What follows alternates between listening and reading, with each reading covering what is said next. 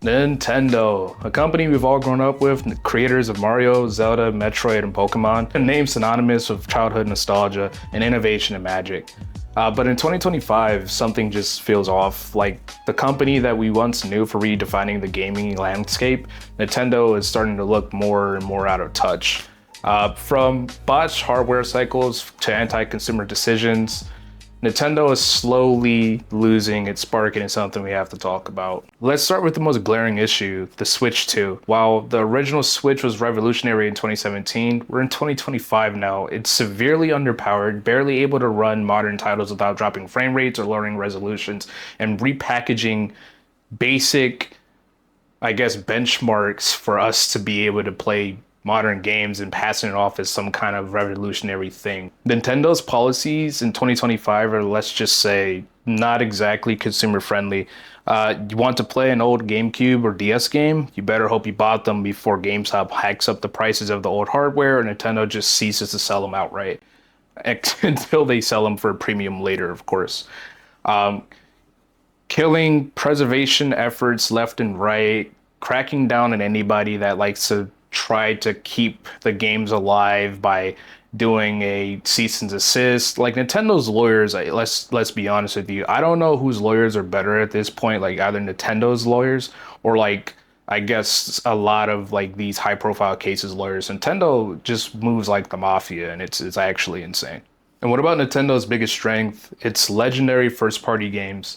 Well, even there, the cracks are starting to show. Sure, Tears of the Kingdom was a masterpiece, Breath of the Wild, respectively. But Pokemon, right? They have really ruined the franchise. Like, and it's to the point where, like, I specifically bought a Switch 2 to play the old Pokemon games. Like, they released Diamond and Pearl, and I'd rather them make that kind of stuff than what they're making now.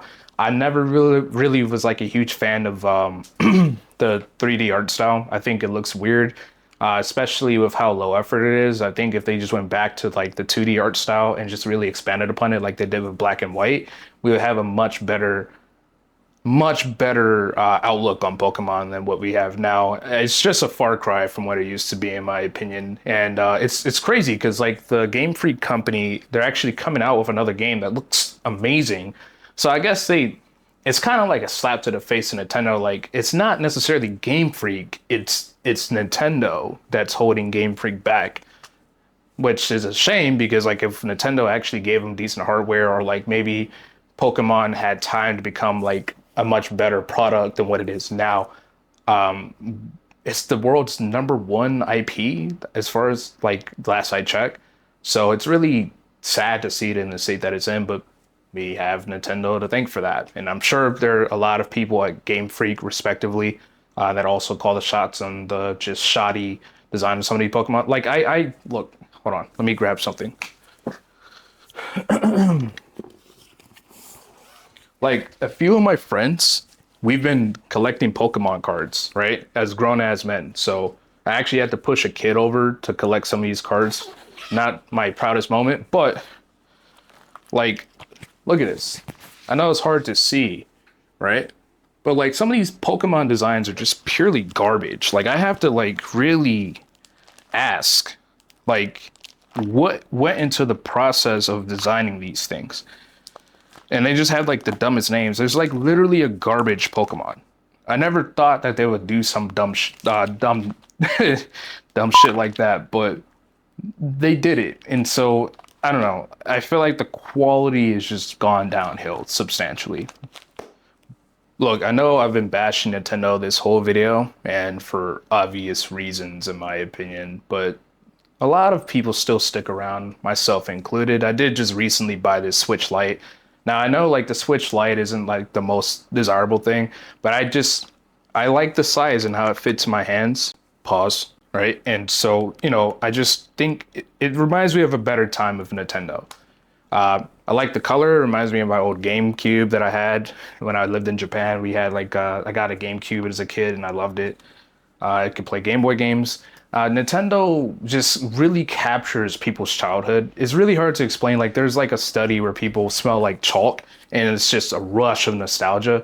Whenever like I play games, like I built a PC, I have a PS5 over there. I'm literally all this is like kind of gaming related stuff. Not really. I mean, it's a card collection, but you know, you have a Destiny 2 sword there.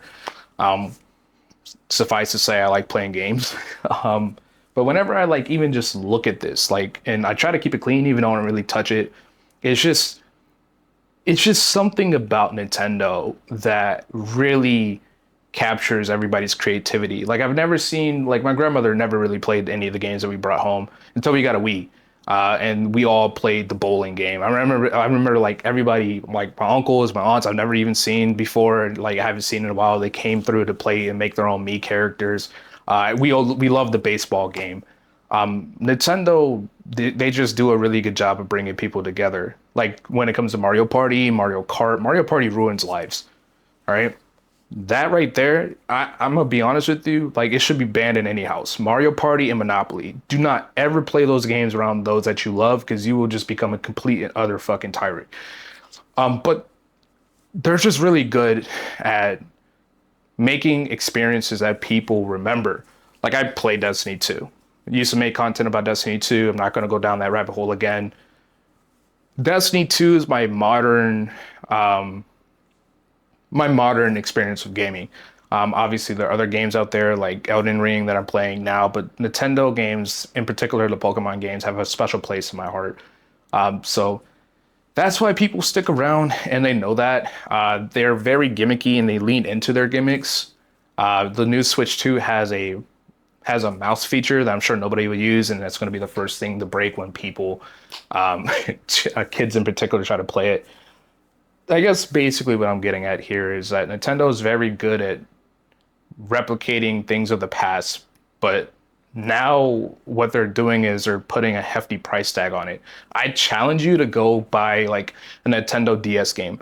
If you don't have a DS, like go down that whole rabbit hole. Like if you don't have a DS, go find the old Pokemon game, right? And then find one that you want to play. Go to GameStop and ask them how much they're selling their DS consoles for. And you're going to be really surprised. A part of the reason why I actually recently picked this up, this is not like an old Switch. This is new. I bought this like a month ago.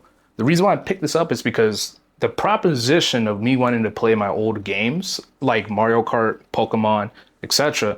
is becoming more and more like unattainable. And I'm an adult. I have adult money, right?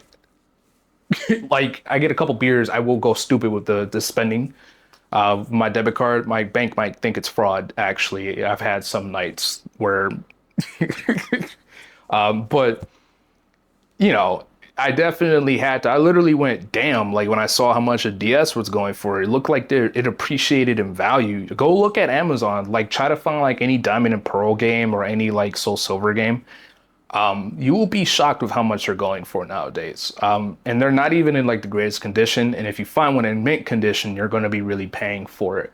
And the issue here is Nintendo's bread and butter is that they really touch on the things that make us feel like we're at home, but now they're charging a premium for it. And of course, that's what's rubbing people the wrong way. So what went wrong with Nintendo, to summarize the video, you can't capitalize off of nostalgia while charging premium prices for it when there's other things that we could be doing with our money and time. You know, why would I spend, what is it, $500 on a Switch 2 to play Mario Kart World when I have a Switch Lite that can play Mario Kart 8 that most people still have and play and doesn't look as intimidating to play with all the parkour, when I can go, go buy a Steam Deck, which can play any PC game. Like all this right here, this beautiful thing I have back here can be condensed into a size like this. And I can play all the games I want. And I can stream, I have Xbox Game Pass, I can stream PlayStation games. The point here is Nintendo needs to innovate in ways that make sense. And that also means with their business practices as well. Honestly, if they were to just change that, Nintendo would be in a much better spot. But hey, thanks for making it to the end of the video. I know I stutter a lot at night. I need to work on that. But thank you for watching the video. If you liked it, please drop me a like and potentially subscribe. It helps the channel out tremendously. And yeah, until next time.